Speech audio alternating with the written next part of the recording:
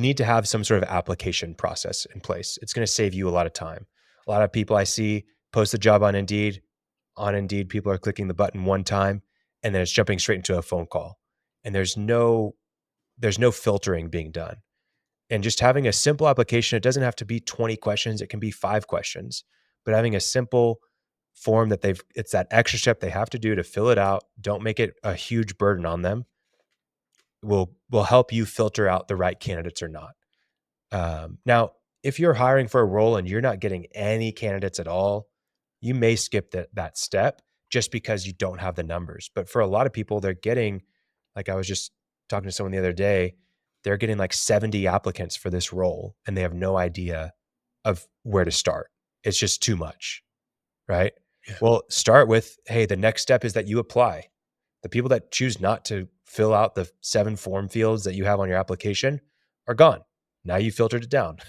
Made it easier on yourself. Deselected. Yeah, absolutely. Exactly. So I think making those forms very baseline and not too difficult. Typically what I recommend is no more than like 2 time-consuming questions, meaning something that's not just like general information that they can copy and paste off of a resume or whatever it is. Well, give me an example of one that you've seen that you like to question. Yeah. Why do you want to take this job? Like, why do you want this job? What's appealing to you? Just that's a basic question you can ask. Someone's not going to be, you can tell if they've just copied and pasted from your job description, but we want to hear in their own words, why do you want this job? Right? What's appealing to you about this job? That's going to help you understand kind of what you're working with.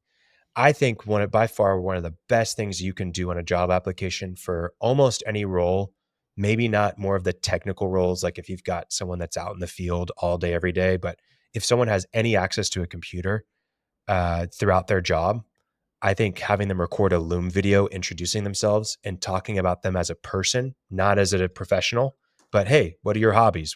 Tell me about your family. Tell me about what you like to do in your free time. Tell me about the kind of music you listen to, movies you watch. Just tell me about yourself for 2 or 3 minutes, right? Introduce yourself to me. And you give them the instructions. Yeah, you give them the instructions on the application. Yeah. Say, hey, record a video of yourself on Loom or with your phone and upload it here. And they do that. And it gives you a great insight to, if you need someone who's really detail oriented and their background is, they're you can see the trash on the countertop and then you can see their clothes laying around. Maybe not the best fit for our account, right? But if, you're looking for a designer and, that's what they do, then maybe that's what you need. So anyways, I think that's a good step of having that Loom in there because it really does help you understand a little bit more about who the person is before you go into an interview. Don't always judge a book by its cover, but it's helpful to get that first impression with a video. And if they've taken the time to do that, it means they're serious about the role, right? So then once you have your job application, ideally you have that going into some sort of tracker where you can see all of your applicants and move them from one stage to the next throughout your hiring process. But then what I don't see enough people do is they just go to schedule the interview right away. And really you need to have screening questions. You need to do a phone call. Ideally, it could be an email, but ideally it's a phone call because you get to hear their voice. You get to see how are they good on the phone or not? Are they professional? How do they respond back if they didn't answer your call? Those kinds of things. And when you do the screening questions, you're just confirming. One, I always ask, how did you find the job?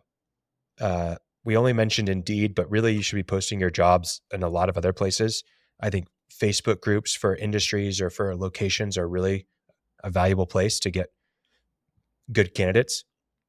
LinkedIn can be a good one depending on what type of role you're filling. And then you may go to Craigslist as well, depending on what kind of role you're filling. There's a lot of different channels out there beyond those, like a bunch of different job boards that are industry specific or that are about remote jobs or whatever it is. But be posting your job to more than just Indeed. Sometimes Indeed is so crowded, it's hard for people to feel like they can find the right job.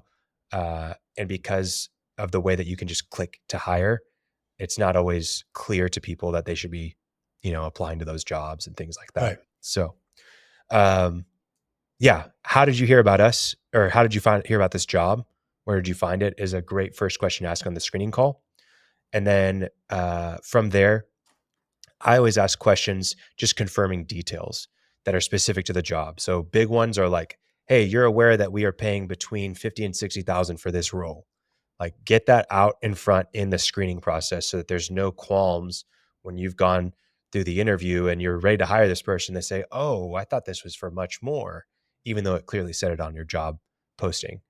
Um, Confirming, hey, you have a driver's license, you have a vehicle, you can commute to work, you can provide your own equipment if you need to. You understand that we don't provide vacation days after until you've accrued them over the first year, right? Just all the things that may be a hiccup in the Cause hiring future, yeah, process. and You future want to get those things misunderstandings. out in the open in the first call before you've even done an interview. And then once those things are understood, then you can schedule the interview at that point during the screening call, or you can have someone else reach out that's actually going to be doing the interview, potentially schedule the call via email or whatever it is. Another thing is to allow them to ask any questions ahead of time.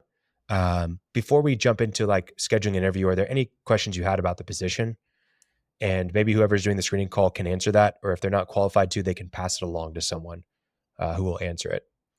And then you really want to schedule if they're a good fit at that point, you want to schedule as quickly as possible, right? You don't want to, well, we did our screening call and then the next week we schedule an interview and no, like if you did the screening call, even if you're going to schedule it next week, schedule it right then. Don't wait because you're going to lose applicants. Um, Sorry, I missed a couple of questions. One thing you do want to ask during the screening call is, are you currently employed and where are you working? And then another thing you can do during the screening call is when is the start date that you're hoping for? That's a really valuable one to understand where they're at, and like if you need someone tomorrow, but they're looking for something next month or in 2 months, um, that's something that you're not going to be aligned on. And then another one that you definitely should ask during screening calls, are you okay if we contact your references that were on the job application? Or you can ask for references during the screening call if you'd like, but preferably put it on the application and then confirm, hey, you can notify your references that we will be calling them at that point.